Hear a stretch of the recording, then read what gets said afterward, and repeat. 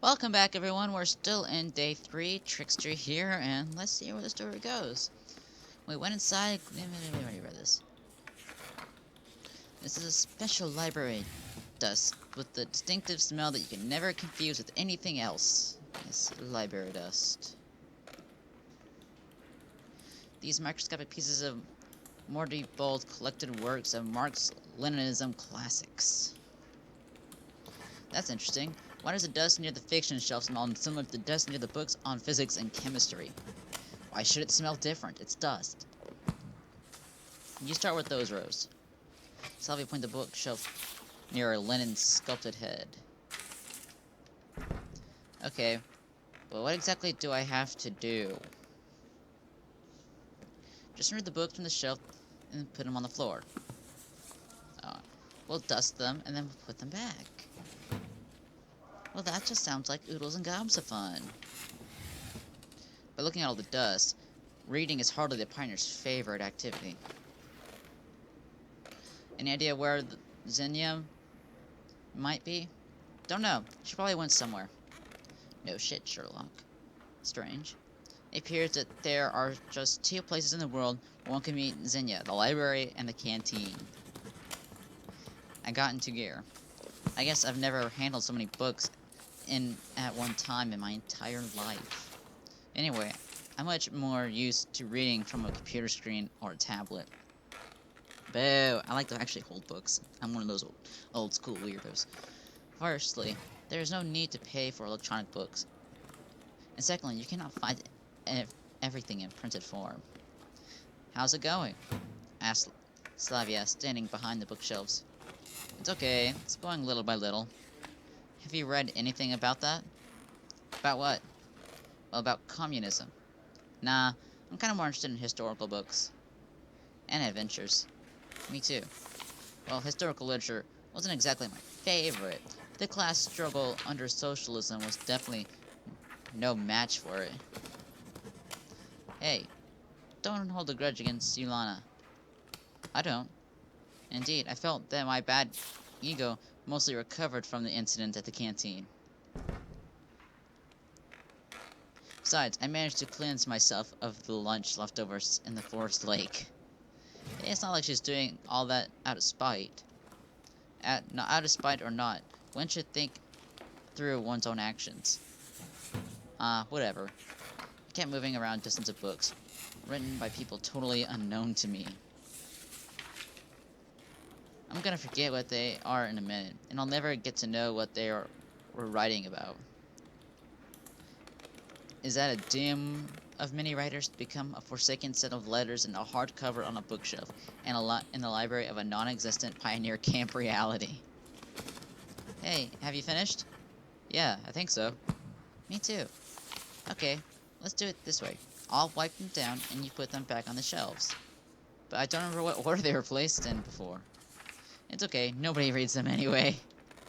It looks like she has a smile for every occasion. A couple of times I've noticed slight differences, shades of emotion of the smile, joy, happiness, sadness. But these shades weren't so evanescent. Wasn't really sure that I'm not imagining things. This time her smile looked a little flirty. Yeah, probably. At least I wouldn't be reading this stuff. Slavia was wiping the covers with a damp cloth, and I was putting the books back on the shelf. We were a good team. Our job was almost done. Why didn't you take anything from the upper shelves? Upper shelves? I looked up. Sorry, I didn't know how to notice them. It's alright. Wait a moment. I'll bring them up the chair. Even with my rather considerable stature, I wouldn't be able to get them. I stood on the chair and proceeded to remove the books from the shelf and pass them to Slavia. After a while, there were only about a dozen books left at the farthest end of the shelf. It looked to me like it wouldn't be hard to reach that far. I always been the type to take a larger bit rather than biting twice. Or larger bite. And taking that bite without moving the chair under me became a fatal error. Opening my eyes, I found myself on top of Slavia. Are you alive? I got the fright of my life. Even if I'm only 17 now, falling off a chair onto a girl is something else. I'm fine. Her face is only an inch away from mine. Anything broken? I don't think so. You'd make a rather bad stuntman. She laughed. You bet. I looked into her eyes. Just looked. I wasn't sure what I should say. Sylvia either hesitated to, or just let me take the lead. In this race, something might happen. No! Her lips were close to mine. No! A natural desire to start to weaken my body. But was it right? No! I had the urge to stand up, but was unable to do so.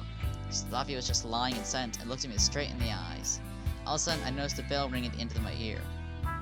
It's dinner time. Yeah. Shall we go? Or shall we lie here some more? She smiled again, and this time her smile seemed foxy to me, as if she was hinting at something. Let's go. I didn't move an inch. Well, if we're going to, we need to get up first. Obviously. I felt like some invisible force was holding me in place. Sylvia seemed to recognize that, and carefully slipped out from underneath me. Are you going to stay there? She laughed. At that point, I finally came to my senses and stood up. I'm sorry. That's okay. But we haven't finished it all. We'll have to clean up the rest later. Yeah, sure. I stayed silent all the way to the canteen. Sylvia rambled on about her life in the camp, but given that it was indeed a monologue, I wasn't paying much attention. Oh no! Oh no! Coming to the canteen, I saw Olga on the porch. Don't you have some explaining to do, young man? Now I remembered what it was like. Now it was that I'd forgotten. Oh. How was your cleaning duty? Good enough. That's not what Yolanda told me. That was all her fault. And what did I tell you? I ordered you to clean it up together. And what were you doing? I don't know to say so. As deep down as I do, she was right. Don't blame him. Simone was helping me at the library. Oh, really? Yeah. Well then, that's all great and stuff, but to cut a long story short, you won't get dinner tonight. How's that? Why? I protested. However, my protest looked more like a demand for a refill at the prison mess hall. Bold and daring, but still stupid and counterproductive. Hopefully that'll teach you a lesson. And that instant, Olga looked at me like an ancient Roman legionnaire commander, than a tiny pioneer camp leader. I had no idea how to oppose her. Forgive him, and hold me responsible. The camp leader looked at her time to think it over. Alright, if you say so. Thanks. Thanks. What? We hurried inside. Well, I'm gonna join the girls. We had a prior arrangement. Take care. She smiled and waved her goodbyes. Seriously, where would I be without her? There is no free places near Slavia, and besides, I hadn't been introduced to her friends. It seems like I'll have to share a gym table with Electronic and Shirk. There was no more places to sit. What's happening, gentlemen? Every time I had to deal with them, I got an itching desire to tease them, or at least drop some cheeky or cocky banter. It might be too risky to behave that way, but the Electric Brothers were my primary source of positive emotions. How are you doing? Fine. What about you? Hits and misses. Did something happen? Lots of stuff. Mind sharing? Nah, some of the time maybe. Suit yourself. He made a helpless gesture. We're going to the ball after dinner. Electronic giggled. I know that. Who would you want to ask out? I haven't thought about it yet. What about you? It seemed that this question caught him off guard. Ask Ilana. That would make her happy. No, thanks. Electronic furiously waved his hand. And you, Shirk, you gotta ask Alyssa out. Thanks, I'll pass. He looked calmer than his mate. Oh, come on, guys, it'd be fun. And in any case, we've got things to do. We still have to finish the robot. Oh, that's a marvelous idea. Ask your robot out. Can it dance? It can't even walk yet. Shirk probably missed the point completely. Well, it would be a great demonstration of our achievement in front of the camp. And what will we show them? Yeah, you're right. They both stared at their plate disappointedly.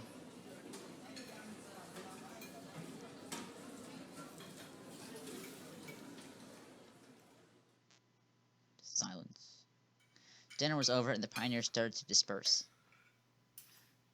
What will you wear to the ball? I asked Shuriken and Electronic. We don't have anything special to wear. We go as we are. Indicate his pioneer uniform. They don't seem to care about our appearance at all. Well, why should I care then? Wearing my winter clothes isn't an option, so I'll just go like this. When does it start? After 9 o'clock. Got it. I left the canteen and deeply inhaled the fresh evening air. I remembered those rare dances I used to go to at school. Hesitation, insecurity, even fear. I couldn't dance. I didn't know how to act if someone had invited me. I wouldn't dare invite someone else, myself. All in all, I felt pretty uncomfortable about it. And it was even more unpleasant to watch others having fun. It wasn't envy. More like it was a disconcerting feeling that people were able to enjoy something so odd for me. I thought that there was still lots of time till the ball, so I'd sleep a little to be refreshed in the evening. Entering the cabin leader's cabin, I flipped onto the bed and instantly shut my eyes.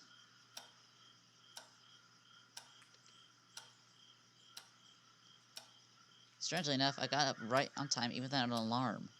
The clock was showing 9. Such a rare thing to happen. I felt sluggish, though. Probably it wasn't the best idea to sleep during the day, after all. Well, I have to go. In a couple of minutes, I was standing at the square. The loudspeakers and some DJ equipment were installed near the monument, and the trees were decorated with lights. Ah, a typical country ball. A lot of pioneers were around, but no familiar faces, so I just sat on a bench and waited. I don't have time to dance after all. I don't have to dance after all. Maybe I'll just be able to sit and chat with someone. Hey there, sad face. Yulana. Here's just something? Come on, let's dance. It's way too early. There wasn't even music yet. Blah, you're so boring. Yeah, I'm not the merriest person for such an event. She ran away. So Yulana did wear something like an evening dress. Pretty funny. Hi. Slavia. Hey. She sat down by my side. How's the evening? Fine. Why are you so sad? I'm not. Okay, well, dancing will surely cheer you up. Maybe. Don't forget, save one dance for me. She laughed and ran forward to the music equipment. The situation was getting serious. I wouldn't be able to sit through the whole dance party. Hi. Lena came closer. Oh, hi. You're here too. Is that such a wonder? Yes. Okay. Gonna light up this party? The joke fell flat. Lena blushed and looked down. Well, maybe that's not the best idea. Setting things on fire. Okay then. I guess I'll... Yeah. She left. Looks like the whole camp was at the square. The pioneers formed large groups, talked, joked around, and laughed. At the DJ panel, Yulana argued loudly with Olga about the playlist for the evening. And here it is. The music started to play. I didn't know the band or the song, but if you ask me, I really felt like I'd tag it Soviet pop classics. The pioneers just stood there for some time, as if not hearing the music. It's always hard to take the first step, especially if you're pretty sure that you'll be the only one who would take it. Yolanda seemed not to grasp the simple truth. She reached the center of the square, she bounced and cried out loud, "What are you standing around for?" I started to wiggle ridiculously. Wiggle was the exact word. You couldn't find a better one. It looked so silly and funny that I couldn't resist laughing. She noticed it. Hey, Simeon! I pretended I couldn't hear her. Stop pretending, come over here! I kept ignoring her. The pioneers slowly realized that they weren't too sexy for this party and started to dance. It looked really silly from my point of view, shaking one's arms and legs to the beat of a long-forgotten hits. Come on, get real. Of course, I couldn't dance at all, but this thing couldn't be called a dance either. Hey, Simeon, what are you sitting here for? Don't you want to dance? I was so deep in thoughts I hadn't even noticed Slavia. Not really. Are you sure? She smiled. Maybe later. Damn. What am I even doing here? Slavia went back to the dance floor. I sat a little longer and cautiously slipped away after making sure nobody noticed me. I totally didn't want to see anyone after such successful dancing. The most quiet place here is the bus station, which might never be visited. by the 410 route again. But I let out a scream. There was a bus right there in front of me, just like the one from the first day. I was petrified. How? What? How? Why? I once remembered all my theories about getting out to this camp. I was struck by the realization that during the last few days, I had gotten so used to local life that I started to forget that things that happened here were not really normal. I just stood there and watched the cross, then slapped my hands on my cheek to be sure that it was not an illusion. The bus was still there. If it is here, then it must be time to go home. Sayonara, pioneers!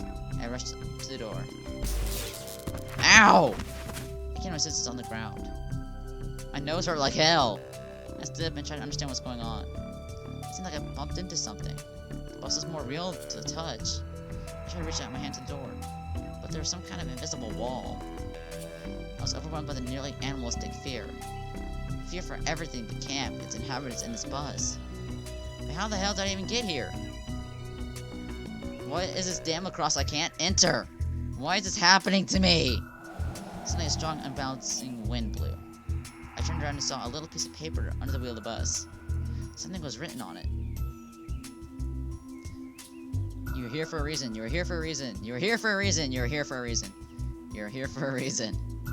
Bad handwriting seemed familiar. I certainly have seen it somewhere. It jarred upon me. I took a small charcoal from the ground and scribbled the same sentence on the backside.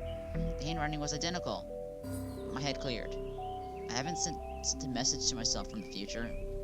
I sent a message to myself from the future. That's it. Or not. From the past. Damn, I don't understand anything. In any case, this was my handwriting. It certainly was not hard to forge it. But I was sure that I had written that message myself. After turning that piece of paper over my hands, I decided to try entering the bus one more time. The invisible wall was still there. I circled all around the little cross, tapped on the wheels, kicked inside through the window.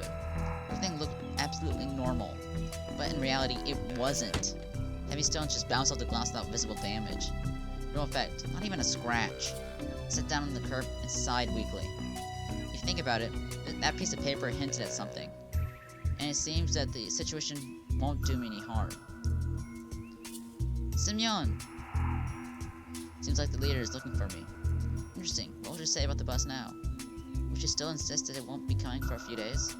I jumped and ran towards the sound of Oko's voice. What do you say about that? I blurted, trampling away towards the road. Say about what? She replied in surprise. I turned around. The bus had disappeared. Suddenly, as it appeared, a cry of triumph died in my throat. It's time to sleep already. Let's go. But, what? There was a bus just a moment ago. The bus couldn't be here, she said calmly. I stared at Olga's face. She was either skillful at lying or really didn't see anything. Then, is it me who might be seeing things? It can't be true. I really saw that damn 410. Quit lying, I said quietly. Simeon, I don't understand. Stop lying to me. There was a bus. It's you. You're keeping me here. Why?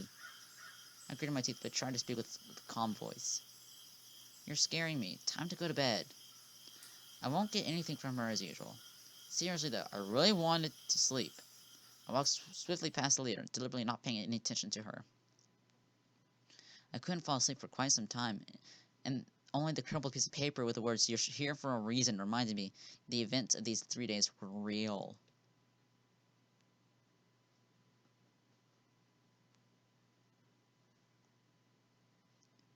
Day 4. Dun dun dun.